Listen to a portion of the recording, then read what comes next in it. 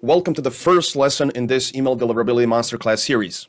We need to start somewhere, and we're going to start at the very beginning, and that is how emails travel across the internet. So let's start. I'm gonna move myself a little bit to a side, and let's start with an example. Here we have me. It's pretty obvious, isn't it? And we have my friend here. Let's call him Mike. Mike is a good guy, and I like to stay in touch with Mike, but we don't live in the same city, we don't live in the same country, we don't even live on the same continent. So how can I do that? And for the sake of this example, it's super important to go one step back before emails and electronic devices. And let's say the only way I can communicate with my friend Mike is through pen and paper and letters. And what do I need for that? Exactly, pen and paper to write down my thoughts and to put them in an envelope. So here's one letter. And now what? This letter cannot automatically appear in my friend's mailbox. So it would be so convenient if there was a transportation service that I can utilize. Luckily, there is one. It's good old postal service.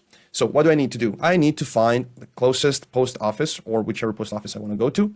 And I just need to take my letter, say, good afternoon, I just want to send this. They will check if I've stated the recipient's address, the name and my address in case they need to return it back. I'll pay some fee for the service, and that's it. So I can go home and they will take this letter. Now what from here? So as you probably know, there are so many postal offices across the world, and they will package my letter along with other mail, and they have their own ways of finding other post offices, the right ones. So my letter might travel through different postal offices around the globe, and honestly, I don't care about those implementations and the details of those implementations, like how it works, whether my letter will travel with or by boat, plane, or whatever. The point is, eventually, it will arrive to a post office of my friend, so probably the closest to him.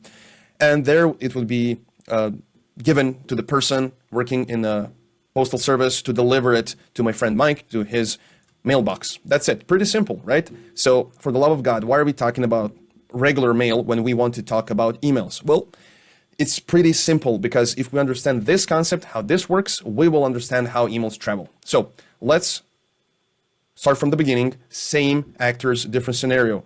Let's say we have been upgraded a little bit, modernized. Let's say I have a computer and my friend has a computer, and I want to send him an electronic message, aka an email message. What do I need for that? I don't need pen and paper anymore, but I do need something called an email client. That's a piece of software that we use to write emails, receive emails, check them, archive them, delete them. Think of Gmail in our browser or Outlook in our browser, or desktop versions of those products, or Thunderbird or any other email client. So that's maybe one of the first terms that we're introducing here, and we'll introduce many more as we go. So email client is a piece of software that we use for all of the actions that I've just listed. So maybe I open my Gmail, for example, and I write an email. So I type out my thoughts, put the subject line. It's not necessary, not required, but it's nice to have. My email address, sender email address, is already pre-populated because I'm logged in as me with my account, and I need to put in my friend's email address. And then what? When I press send, how this email message will come to my friend's inbox. It cannot automatically, right? We also need some kind of transportation service, and we have it, and it resembles the previous concept, the previous scenario that we talked about a lot. So instead of post office, we have so-called email server. And let's unpack this, what it means, what is a server in the first place. It's simple. You probably heard server there, server for this, web server, file server, email server. So what are servers? It's simply a computer. Any computer, almost any device in the world today can act as a server, but it's not maybe convenient and practical. But these servers that we usually use are computers at the end of the day, just sitting in some data center far away.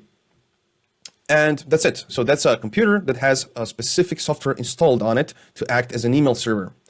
So it can receive email messages, pass them through, check them out, and a lot of different things that we're going to talk about. So it's simply a computer with a specific task. So when I press send, it will go to my email server. How do I have an email server? We will explain that in great detail later on. But for the sake of this scenario, it goes to my email server. Then again, many email servers around the world, in the same way as we have post offices, a lot of post offices all around the world. And my email message will travel maybe through one, maybe through many, or directly go to this my friend's email server. They will establish communication, they will start transmitting data, close the connection at the end, yada yada. Again, we don't care, at least in this context, we don't care about those details of that implementation. But at the end of the day, depending on many factors, that's deliverability, black box that we're going to talk about a lot, hopefully this email message will land in my friend's inbox, not spam folder, or God forbid, bounce back to me. So basically, this is the first concept that we need to understand. And if we have real world concept that is pretty much similar or pretty much the same, we will use it to explain more abstract concepts related to email servers and emails and deliverability and all the things that are not so in front of us and we cannot see them easily. It's pretty abstract. It's somewhere there, some cloud things, etc. So that's it. This is the first concept we need to grasp, and then we're going to unpack many more things.